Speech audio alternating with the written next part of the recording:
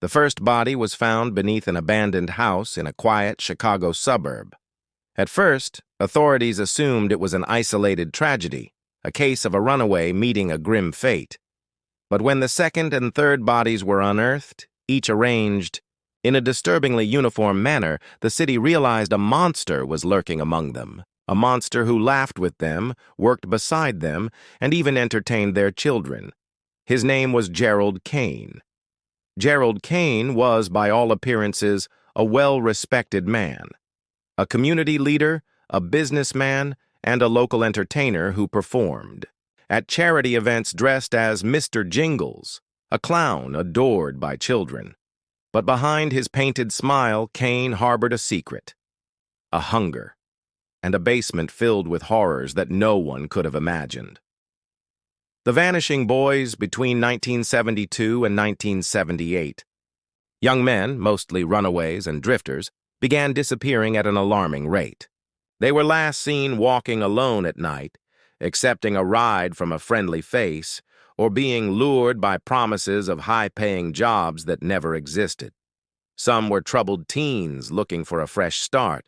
Others were bright-eyed dreamers hoping for a better life. And then they were gone. Detective Elliot Grayson had been working missing persons cases for years, but something about these disappearances felt off. The boys had no common link, different backgrounds, different interests, but the pattern was unmistakable. And when a frantic mother stormed into the station, clutching a crumpled flyer of her missing son, Grayson knew this case was far from ordinary. "He's out there, detective," she sobbed, "and no one is listening." The House of Smiles. The break came when a teenage boy, bloodied and shaking, stumbled into a gas station on the outskirts of town. He refused to speak at first, too terrified to even utter a word. But when he finally did, his story chilled the officers to their core. "He wears a mask," the boy whispered. "A big, smiling mask." He had been offered a ride home by a friendly man in a blue sedan. But the moment he stepped inside, something felt wrong. The doors locked. The air smelled strange, like old wood and something metallic. And then came the cloth pressed against his face. The last thing he saw was the man's painted grin before. Everything went black. He woke up in a basement, wrists bound, surrounded by walls covered in circus posters. Chains rattled in the darkness. The air was thick with the scent of decay. And then, from the shadows, a figure emerged, Gerald Kane. He was wearing a mask, a grotesque, exaggerated clown face, frozen in a perpetual grin.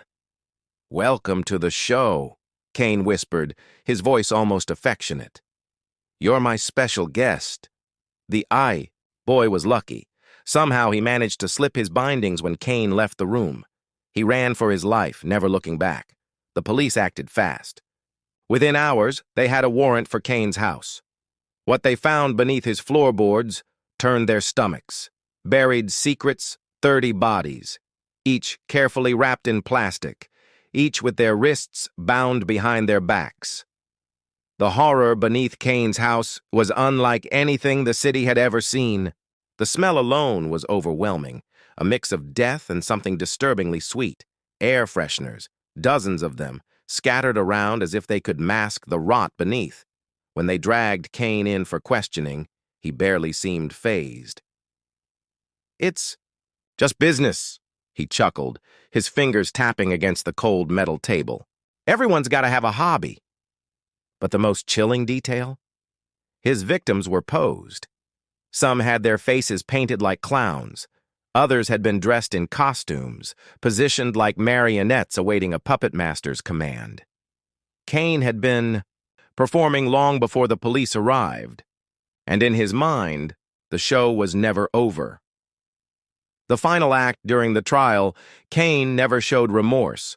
He smirked when the prosecution described the horror of his crimes.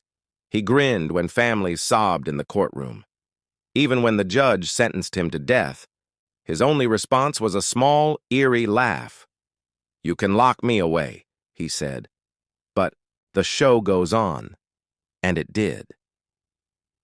Long after his execution, rumors spread of his lingering presence, a man in a painted grin seen in the reflections of shop windows, faint laughter echoing through the empty streets at night, and, most disturbingly, the reports of missing young men that never truly stopped. Was it just paranoia, a lingering fear from a city scarred by its past, or was Kane's performance merely waiting for its next stage?